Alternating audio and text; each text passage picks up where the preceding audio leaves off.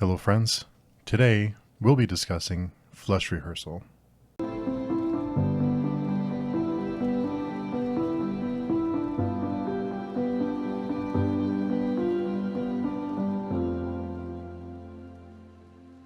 Before we discuss flush rehearsal, I always think it's important to mention how I format my videos or my let's chat about or let's talk about videos.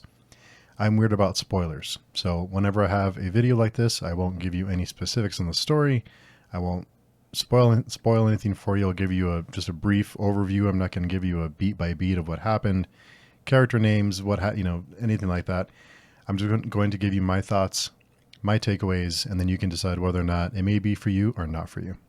Flush Rehearsal is an extreme horror book written by Bowyer, and I always mispronounce Brian's last name, and I've apologized to him a bunch of times. I always seem to mispronounce his last name. But it's an extreme horror book that does not pull any punches. In some books, they'll kind of set things up like, and this is the last time she saw Michael alive. And it's like, that shit does not happen in Brian's books. Things happen. They happen in horrific ways, and you have very little warning. Before you know it, it's punching you in the face with this really horrible stuff that happens. They're extremely violent. A lot of extreme stuff happens. So when I say extreme horror, it's extreme horror. Now, I've commented before, and I've had a couple other videos on Brian's work, and I've described Brian's writing style as simplistic, as clinical, and as matter of fact. And some people may say simplistic sounds like an insult, but it's really not. When I say simplistic, it's to the point. It doesn't waste any time. That's one of my pet peeves with a lot of these books, is when the writing just goes on forever and ever and ever, and it's like, okay, let's get on with it. I'm putting time in my life into this book, and this book, which is 700 pages, should be 300 pages. Let's get on with it. That's what I love about Brian's writing. It's straight, it's to the point, it doesn't waste any time. It's boom, boom, boom, and there's no wasted letters, there's no wasted time. It all matters. And when I describe Brian's writing as clinical or as a matter of fact, I'm referring to the violent or the really gory parts of the books. When Brian describes this really, really violent things that are happening, it's almost like you're reading a textbook. It's very in your face. It doesn't set things up. Usually you don't have a lot of warning. Stuff just happens, and it happens right away. It happens out of nowhere sometimes. And when you're reading it, it just sounds very matter of fact. Like I said, like you're reading it like a health book when you get the really gory details. And it almost makes things worse because it happens so quickly that it adds to the violence and the unforgiving nature of these stories. And we had a long conversation with Leslie from the Nerdy Narrative and Brian. We discussed portions of this book. And when Brian described the book, I had a bunch of questions for him and about what happened in the book. I had these theories, and he said, sometimes the characters just take me on a ride, and I don't really know where they're going. They just take me with them. And at first, I wondered, well, maybe I'm looking too much into this. But then I thought about it, and I thought, these kind of stories, these unforgiving, violent, brutal types of stories, sometimes not everything needs to be explained. Sometimes it's just a fun ride that you go on and you just enjoy the ride.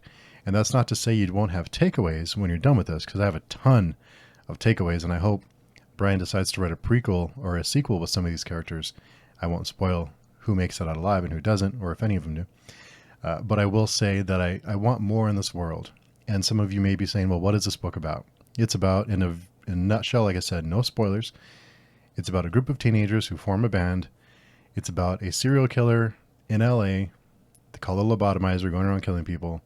And you wonder, and there's a lot of other things happening, but that's, in a nutshell, that's what it's about. So you wonder, are one of them the lobotomizer, or is the lobotomizer going to kill them? Are they going to kill the lobotomizer? We don't know. You have to read the book and find out. Another thing I really love about Brian's writing is that the chapters are short, and you want to keep reading. You keep going, because the chapters are so short that it keeps you immersed in the story. It doesn't, like I said, it doesn't waste any time, and the quick chapters will keep you reading long into the night. These books just keep you hooked. And it's a fairly short book. I mean, compared to what I usually read, it's only 360 pages. This book could have been 600 pages, and I would have flown through it, because his writing style is just very easy to be immersed in the story. It's really easy to read. It's really easy to just get lost in the story. Now, some of you may be saying, what the hell does flesh rehearsal mean? Well, in the book, it describes what it means. And let me tell you, when I read that line and I realized what the title was about, what the title meant, it was a mic drop moment. It was like, wow, that's so cool. Like, that's such a great idea for a title. But I won't spoil it. It's in the book. When you get to it, you'll know when you get to it. I used to read a lot of extreme horror comic books. I used to like a lot of really violent, really dark comic books. And Brian's work scratches that itch for me in this format. I really love Brian's writing style. I love his storytelling. I love his characters. And thankfully, Brian is a machine. He's pumping books out like crazy. He has a bunch of books written, ready to go.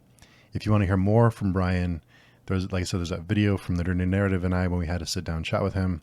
Brian, someone in the comments described, and I'm sorry I forget who exactly, I'll put it down below, but someone in the comments said Brian is a force of nature, and he really is. He's such an interesting person. He's such a talented person, such a really intriguing person. You just want to just like hang out with him and get to know him better. So my favorite line from this book is actually one I've been using in real life ever since I finished it. My favorite line from this book is, "Let me hit that whiskey." That's my favorite line from this book. I use it now in real life all the time. And whenever I'm drinking whiskey, I think of this line because it's such one of those cool lines that always stick with you long after you finish the book. So if you're a fan of extreme horror, or if you want to get into extreme horror, or if you're curious about it and don't know where to start, one of Brian's books are probably a good place to start. If you are a fan of extreme horror and don't have Brian's books on your shelves or on your Kindle or your reading device, correct that immediately. Go check it out. I think you'll enjoy it if you are into this genre. Have you read Flesh Rehearsal? If you have, let me know down below what you thought of it. As always, I hope this review was helpful, and I will talk to you soon.